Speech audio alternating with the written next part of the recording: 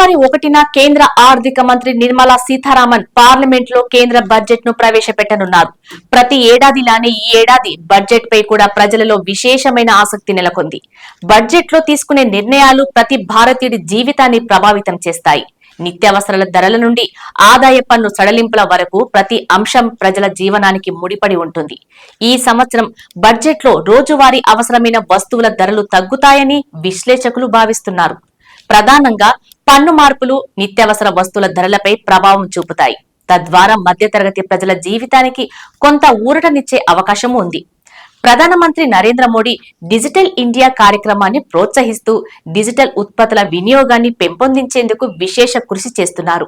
ఈ దిశలో ఈసారి బడ్జెట్ లో ఫోన్లు, ల్యాప్టాప్లు, టీవీల వంటి డిజిటల్ ఉత్పత్తుల ధరలు తగ్గే అవకాశం ఉందని నిపుణులు అంచనా వేస్తున్నారు. ఎలక్ట్రానిక్ ఉత్పత్తుల తయారీకి అవసరమైన భాగాలపై దిగుమతి సుంకాలు తగ్గిస్తే ఎలక్ట్రానిక్ వస్తువుల ఖర్చులు తగ్గవచ్చు. దీనివల్ల మొబైల్ ఫోన్లు, స్మార్ట్ టీవీలు, ల్యాప్టాప్లు తక్కువ ధరలకు లభిస్తాయి అని అంటున్నారు. ఇందువల్ల డిజిటల్ ఇండియా లక్ష్యం మరింతగా చేరువవుతుంది.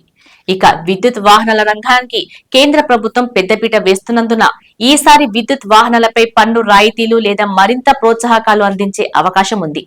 ఇది ఈ రంగ అభివృద్ధికి దోహదపడగలదు. అంతేకాకుండా బడ్జెట్ నిర్ణయాలు ఆటోమొబైల్ రంగంపై కూడా ప్రభావం చూపవచ్చు. టెలికాం రంగంలో ప్రజల ఆశలు, మొబైల్ రీఛార్జ్ ప్లాన్ల ధరల పెరుగుదల ప్రస్తుతం ప్రజలకు పెద్ద సమస్యగా మారింది. టెలికాం కంపెనీలు సాంకేతికత, మౌలిక వసతులపై ఖర్చులు పెరుగుతున్నాయని చెబుతున్నప్పటికీ బడ్జెట్ లో ఈ రంగానికి ఎలాంటి ఉపశమనం లభిస్తుందో చూడాలి. బడ్జెట్ లో తీసుకునే చర్యల వల్ల మధ్యతరగతి ప్రజలకు మరింత ప్రయోజనం కలగాలని అందరూ ఆశిస్తున్నారు. ముఖ్యంగా ధరల తగ్గింపులు, పన్ను సడలింపులు వంటి అంశాలు ప్రజల జీవితాలను సులభతరం చేస్తాయి. డిజిటల్ ఉత్పత్తులు మరియు నిత్యావసర వస్తువుల ధరల తగ్గింపు ద్వారా ప్రజలు మరింత లాభం పొందే అవకాశం ఉంది.